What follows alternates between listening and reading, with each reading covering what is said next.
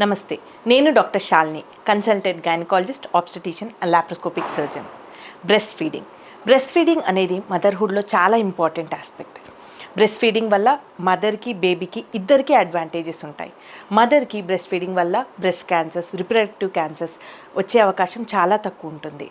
అలాగే post partum wait మేనేజ్మెంట్లో చాలా హెల్ప్ అవుతుంది. బేబీకి breast milk the best nutrition. Delivery అయిన వెంటనే బ్రెస్ట్ మిల్క్ స్టార్ట్ చేయొచ్చు. స్టార్టింగ్లో ముర్రుపాలు అంటే కొలాస్ట్రమ్ స్టార్ట్ అవుతుంది. అది థిన్ లిక్విడ్ లాగా ఉంటుంది. అది గ్రాడ్యువల్గా మెచ్యూర్ మిల్క్ లాగా మారుతుంది.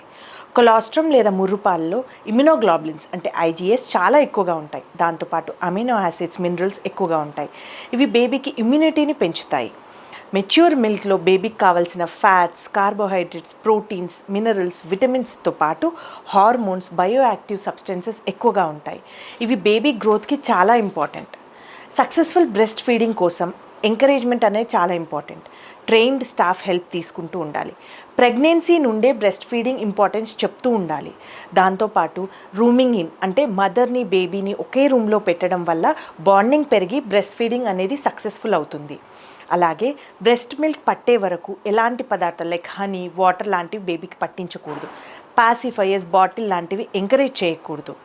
Breast milk is the best thing for the baby we can give. Thank you. Stay healthy.